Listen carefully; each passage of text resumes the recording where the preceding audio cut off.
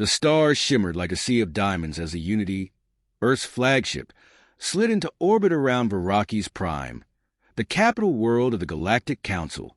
President Mark Riker stood on the bridge, his hands clasped behind his back, gazing out the viewport.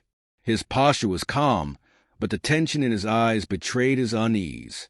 "Magnificent, isn't it?" Ambassador Tolek, the Council's emissary, purred, standing beside him. Tolek's elongated frame and opalescent skin gave him an ethereal quality, but his unblinking violet eyes unnerved Riker. "Veraki's Prime is the jewel of the galaxy, a fitting place to forge peace between our people." Riker nodded. "Humanity values peace, Ambassador. That's why we're here." Behind him, General Donald Graves stood like a stone sentinel, his expression unreadable beneath his grizzled features. "Mr. President," he said quietly, leaning in, "I still don't trust this." Riker turned, his voice measured. "General, this is our chance to show the galaxy that humanity isn't the barbaric upstart they think we are. If we're ever to have a place among the stars, we need allies, not enemies." Graves' jaw tightened. "With respect, sir, the Council doesn't want allies. They want submission. And I don't like how eager they were to invite us after years of silence." Before Riker could respond, Dr. Andy Voss, the mission's lead scientist, chimed in. "The General has a point, Mr. President. Historically, the Council has only extended peace offers to species they've already subdued." Riker turned back to the viewport. "Noted, gentlemen. But I won't let fear dictate our actions. Humanity's strength lies in its ability to adapt and rise above adversity. We came here to make a statement." Tolek smiled thinly. "Indeed, a statement the galaxy will remember." The Unity descended through Veraki's Prime's atmosphere, its sleek hull gleaming in the light of the planet's twin suns. Below, the city sprawled in a mosaic of crystalline spires and glowing avenues, a marvel of alien engineering. Crowds of alien spectators gathered in designated observation areas, their strange forms blending into a kaleidoscope of movement and color. The human delegation disembarked onto a raised platform, surrounded by Galactic Council guards. Their armor shimmered with an otherworldly sheen, and their weapons looked far too advanced for mere ceremonial purposes. Riker noted the subtle tightening of General Graves' grip on his holstered sidearm. "Welcome, President Riker." The voice boomed from above as Supreme Chancellor Vrydak descended from an ornate hovercraft. Vrydak's massive frame towered over the delegation, his golden carapace catching the sun's light. His multifaceted eyes gleamed with what Riker could only describe as predatory amusement. "We are honored by your presence," Vrydak continued, his deep voice carrying an undertone of condescension. "The Galactic Council eagerly anticipates the bonds of peace we shall forge today." Riker stepped forward, offering a polite bow. "Supreme Chancellor, the honor is ours. Humanity seeks to contribute to the greater good of the galaxy." Vrydak's mandibles clicked in what might have been a smile. "Let us proceed to the Hall of Accord, where we may discuss this bright future." The Hall of Accord was an architectural wonder, its translucent walls refracting light into 1,000 colors. The delegation entered with measured steps, the grandeur of the chamber almost distracting from the sense of unease that had settled over them. As Riker began his address, the tension in the room became palpable. He spoke of cooperation, mutual respect, and the boundless potential of interstellar unity. His words were met with polite nods and murmurs of agreement, but there was an undercurrent of something darker, something the humans couldn't quite place. Halfway through his speech, the doors to the chamber slammed shut with a deafening clang. The light in the room shifted, casting long, ominous shadows. Council guards raised their weapons, and Riker's delegation instinctively moved into defensive positions. "What is this?" Riker demanded, his voice firm despite the sudden chaos. Vrydak stepped forward, his expression devoid of the earlier pretense of warmth. "A lesson, President Riker. Humanity's ambition is a threat to the galaxy's balance. We offered you this invitation not as a gesture of peace, but as a demonstration of power. Before Riker could respond, the guards opened fire. Energy blasts illuminated the chamber, cutting through the human delegation with brutal efficiency. General Graves barked orders, drawing his weapon and returning fire alongside the security detail, but the humans were outnumbered and outgunned. Amid the carnage, Dr. Voss tried to shield Riker, but a blast struck him squarely in the chest. He fell with a strangled cry, his lifeless eyes reflecting the chaos around him. Graves managed to eliminate several guards before he was overwhelmed, his defiant roar echoing as he was dragged to the ground. 2 guards seized Riker, forcing him to his knees. Blood splattered his suit, and his breath came in ragged gasps. Vrydak loomed over him, his voice cold. "This is the price of defiance, President. Humanity should have known its place." Riker stared up at him, his jaw clenched. "You've made a mistake," he said through gritted teeth. "You think this will break us, but all you've done is light a fire." Vrydak tilted his head. "A fire that will be snuffed out, along with your kind." The Supreme Chancellor turned to the gathered alien spectators, raising his arms in triumph. "Behold, the fate of those who dare challenge the Galactic Council." As Riker was dragged away, his thoughts turned to Earth. He could only hope that humanity would rise from this betrayal stronger than ever. The cell was an exercise in cruelty.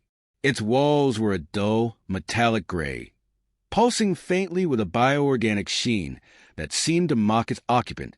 A single beam of light shone down on President Mark Riker, seated in a chair that clamped his wrists and ankles. The chair was alive, a grotesque hybrid of machine and flesh, writhing subtly as it adjusted its grip on him.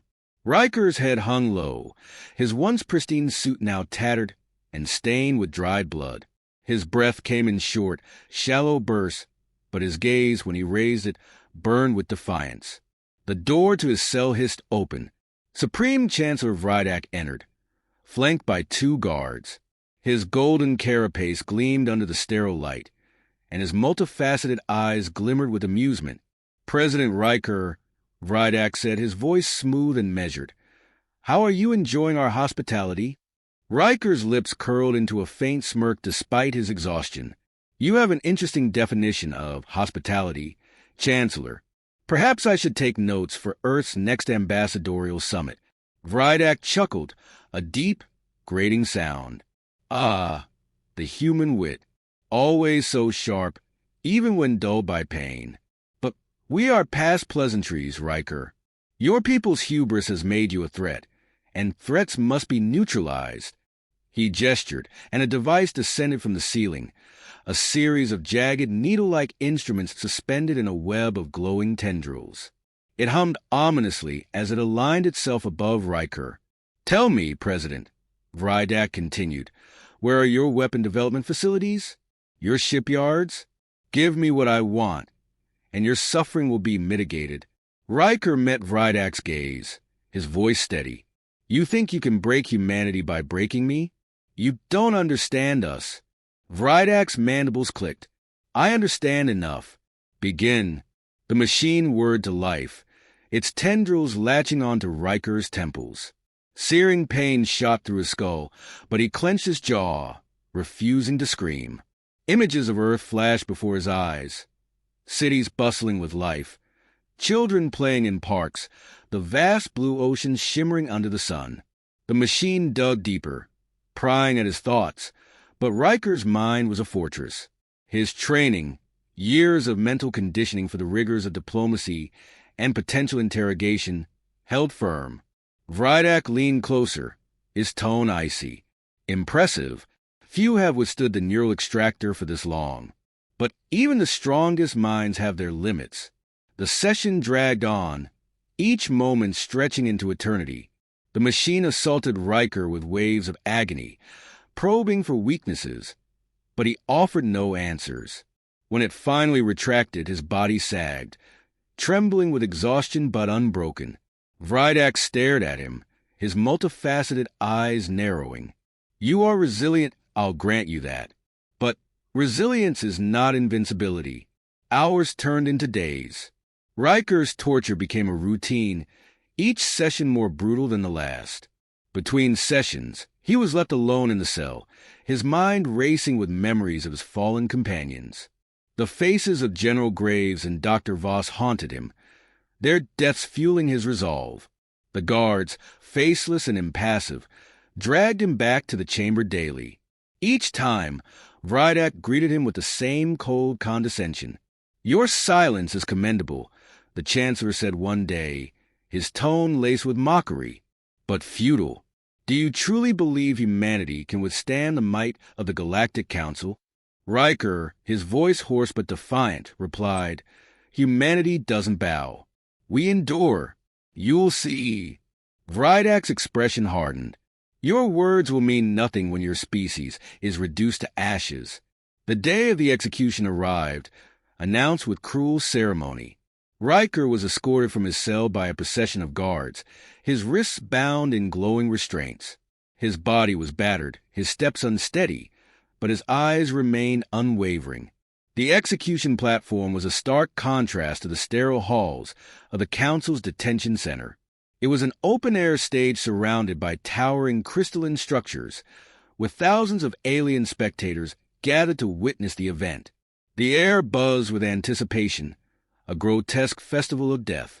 As Riker was forced to his knees on the platform, Vrydak addressed the crowd, his voice amplified by the Council's advanced technology. "Behold the fate of humanity's so-called leader," Vrydak proclaimed, his mandibles spreading in a victorious grin. "This is the price of arrogance, of defiance against the natural order. Let this serve as a warning to all who dare oppose the Galactic Council." The crowd erupted in a cacophony of alien noises, cheers, hisses, and guttural roars. Riker scanned the faces of the assembly, his gaze unflinching. Vrydak turned to him, raising an ornate energy blade. Its edge shimmered with deadly light. "Any final words, President Riker?" Riker took a deep breath, summoning the last reserves of his strength. His voice, though hoarse, carried across the platform with surprising clarity. "You think this will end humanity? You're wrong. All you've done is unify us. We'll rise from this, stronger than ever.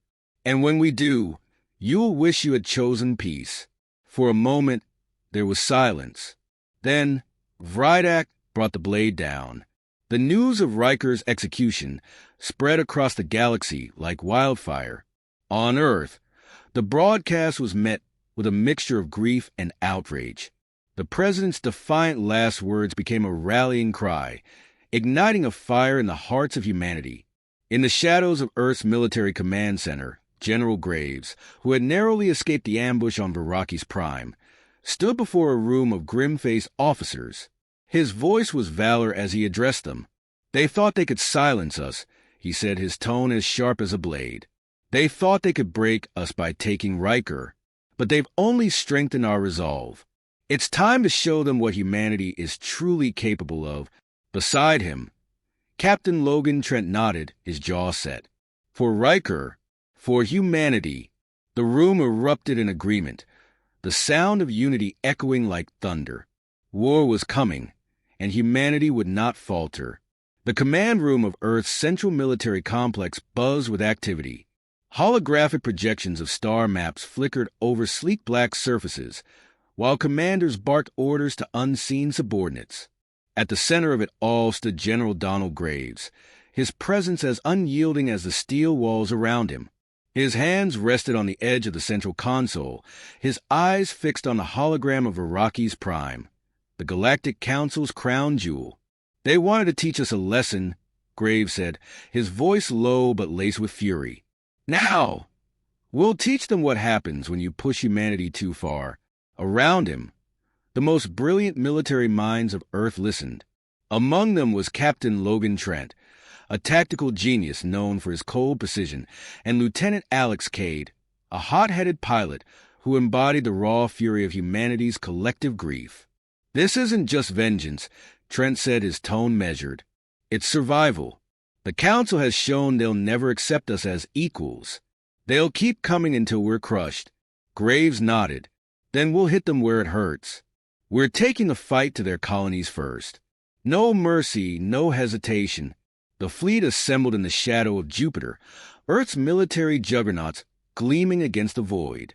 Ships like the ISV Valor and Eclipse were marvels of human ingenuity, equipped with experimental weapons reverse-engineered from alien technology. At the helm of the Valor, Graves addressed the fleet. "This isn't just a battle," he said over the comms, his voice broadcast to every vessel. "This is humanity's stand. For too long, the galaxy has seen us as weak. Today, we show them our strength. Remember Riker's words. This isn't the end. It's the beginning." The fleet surged forward, faster-than-light drives tearing through space, their destination a critical Council outpost on the edge of their territory. Veritas 3. The colony was a key supply hub for the Council's war machine. The first strike was swift and devastating. Humanity's fleet descended upon Veritas 3 with surgical precision, overwhelming its orbital defenses in minutes. Captain Trent directed the fleet's movements with chilling efficiency, each strike calculated to cripple the colony's infrastructure without wasting resources. "Focus fire on their communications array," Trent ordered, his voice cutting through the chatter on the bridge. "Blind them before reinforcements arrive." Lieutenant Cade, piloting a sleek fighter, led the first wave of attack squadrons. His voice crackled over the comms as he relayed updates. "They're scrambling fighters, but they're not ready for us. This is almost too easy." "Stay sharp, Cade," Trent replied. "Easy doesn't mean safe." On the ground, human marines stormed alien installations, their powered exocets giving them the edge in combat. Major Julian Kane, leading the ground forces, moved with ruthless determination, his squad dismantling enemy resistance with calculated efficiency. "They underestimated us." Kane growled into his comm, "Big mistake." By the time the Council reinforcements arrived, Veritas 3 was in flames. Human ships turned their attention to the incoming fleet, their experimental railguns and plasma cannons carving through enemy vessels. The Council's forces, used to overwhelming their enemies with superior technology, were caught off guard by humanity's newfound strength. Another cruiser down. Cade whooped as his fighters swooped through the wreckage of a shattered Council ship. "They're running scared." Graves' voice cut through the comms. "Let them run. They'll carry the message. We're not to be trifled with." The victory at Veritas 3 was only the beginning. Over the following weeks, humanity launched a relentless campaign, striking at Council-held worlds with ferocity. Each battle was a testament to human ingenuity and resilience, as soldiers and pilots adapted quickly to the alien tactics and turned their own technology against them. But with each victory, the cost of the war became clearer. Reports of casualties filtered in, and the faces of fallen comrades haunted every soldier. On the bridge of the Valor, Trent voiced what many were beginning to feel. "We're winning battles, but at what price?" he asked Graves. "Every life we lose is another reminder of what they've taken from us." Graves' expression darkened. "That's why we can't stop now. If we falter, Riker's sacrifice, the lives of everyone they've killed, it'll all be for nothing." Their ultimate goal loomed ever closer. Veraki's Prime, the Council's capital, where Riker had been executed, was a fortress. Intelligence suggested that its defenses were nearly impenetrable, but humanity's leaders had no intention of holding back. As the fleet approached Veraki's Prime, tension gripped every soldier, pilot, and commander. The Council had amassed a formidable defense, its warships forming a near-impenetrable wall around the planet. But humanity's fleet was undeterred. "This is it," Graves said, addressing his crew. "We break them here, or we die trying." The assault began with a massive bombardment, humanity's railguns and plasma cannons lighting up the void. The Council's fleet responded in kind, and the battle quickly devolved into chaos. Ships exploded in brilliant bursts of light, and the wreckage of fallen vessels drifted through space like silent tombstones. Amid the chaos, Cade led his squadron through the thick of the enemy lines, dodging fire with razor-sharp reflexes. "They've got nothing on us," he shouted, his fighter weaving through a cluster of council ships before delivering a crippling blow to a carrier. On the Valor, Trent coordinated the fleet's movements, his mind working faster than the computers around him. "Focus fire on their flagships," he ordered. "We need to break their command structure." Meanwhile, ground forces prepared for the inevitable planetary invasion. Major Kane's voice was steady as he addressed his troops. "This is for Riker, for Earth. Let's show them why humanity doesn't break." The battle raged on, the tide shifting back and forth. But humanity's unrelenting determination began to turn the tide. As the Council's defenses faltered, a sense of grim satisfaction filled the human forces. Prepare for the final strike. We end this. Now. The scene closes, leaving readers eager to witness the reckoning that awaits. The skies above Varaki's prime burned with the wreckage of shattered ships. Humanity's fleet had forced a breach in the Council's defenses, scattering their remaining forces. The shadow of Earth's flagship, the Valor, loomed over the planet as shuttles descended toward the surface.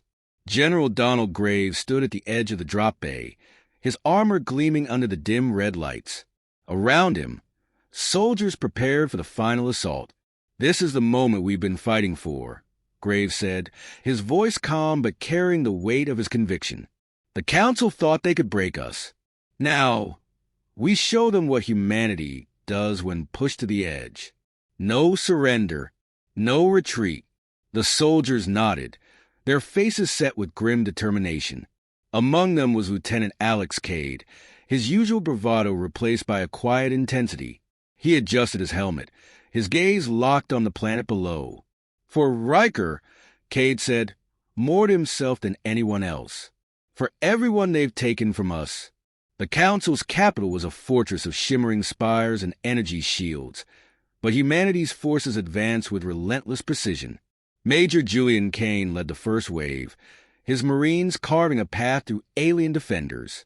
The sound of energy weapons and explosions echoed through the streets, a symphony of chaos and vengeance. "Stay tight," Kane barked, his voice cutting through the noise. "Push forward. They can't hold us." The alien defenders fought fiercely, their desperation evident in their disorganized tactics. Kane's squad moved like a well-oiled machine, their powered exocets giving them an edge in the brutal close-quarters combat. One by one, the Council's defensive lines crumbled. Above the battlefield, Cade's fighter squadron provided air support, raining destruction on enemy strongholds. His voice crackled over the comms as he coordinated with ground forces. "Targets neutralized on the eastern flank. You've got a clear path, Kane." "Appreciate it, Cade," Kane replied. "Now get back up there and keep those skies clear." In the heart of the Council's central spire, Supreme Chancellor Vrydak watched the chaos unfold on a massive holographic display. His golden carapace, once gleaming with confidence, now seemed dull under the weight of his realization. Humanity had done the unthinkable. They had reached the Council's seat of power. "They're breaching the inner perimeter," Chancellor, an aide stammered, their voice trembling. "Our forces can't hold them back." Vrydak's mandibles clicked in frustration. "Unacceptable. Activate the planetary defense protocols. If we must reduce the city to ashes to stop them, so be it." The spire trembled as hidden turrets emerged from the ground, firing devastating blasts at the advancing human forces. The assault momentarily slowed, but Graves was undeterred. "Get me a targeting solution on those turrets," he barked into his comm, Cade. "We need you back in the fight." Cade's voice came through, strained but valor. "On it, General. I'll give you a window." The lieutenant's fighter dove toward the spire, weaving through a hail of enemy fire. He unleashed a barrage of missiles, destroying 2 turrets and crippling the others. The path to the spire was clear. "Turrets down," Cade said, his voice tinged with triumph. "It's all yours, General." Graves led the final charge into the spire, his soldiers following without hesitation. The interior was a maze of gleaming corridors and alien architecture, but the human forces pressed on, their objective clear: capture or eliminate Vrydak. As they ascended toward the central chamber, resistance intensified. Council guards, clad in ornate battle armor, fought with a ferocity born of desperation. The air was thick with the smell of scorched metal and ozone as energy blasts ricocheted off walls. "Hold the line!" Graves shouted, his rifle cutting down an advancing guard. "We're almost there."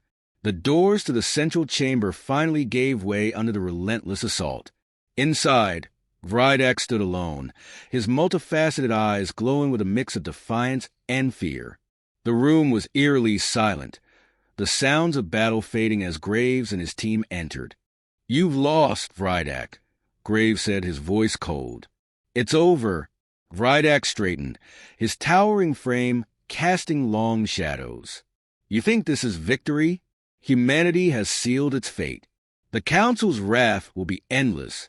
Graves stepped forward, his weapon trained on the Chancellor. "There won't be a council to seek revenge.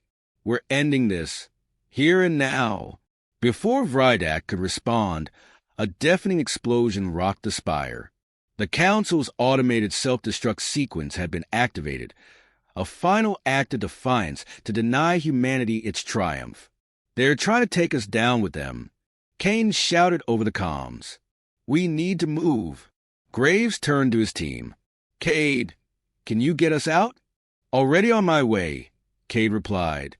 "You've got 3 minutes before that place goes up." Graves turned back to Vrydak, his eyes narrowing. "You're coming with us. Humanity needs answers." Vrydak snarled but didn't resist as 2 soldiers secured him. The team raced back through the crumbling spire, debris falling around them as the structure began to collapse. Outside, Cade's shuttle hovered amid the chaos, its ramp lowering just in time to extract the team. As the shuttle ascended, the spire imploded, sending a massive plume of smoke and debris into the sky. Humanity's forces regrouped, their losses heavy but their resolve unbroken. On the Valor, Graves stood in the command center, watching the aftermath on the holographic display. "It's done," he said, his voice heavy with both relief and sorrow. "Viraki's prime is ours." Cade, standing nearby, crossed his arms. And Vrydak, Graves' gaze hardened. "He'll face justice. Humanity doesn't stoop to their level. We don't execute prisoners." Cade nodded, though his expression betrayed lingering anger. "What now?" Graves turned to the assembled officers, his voice steady. "Now we rebuild. The galaxy will remember this day, not as the end of humanity, but as the beginning of a new era. An era where we carve our place among the stars." The scene closes with humanity victorious but scarred, their vengeance complete, yet their future uncertain. The spire's collapse serves as a metaphor for the Galactic Council's downfall, while the survival of Vrydak hints at potential challenges ahead. The narrative ends on a note of resilience and determination, encouraging readers to ponder what lies beyond humanity's reckoning.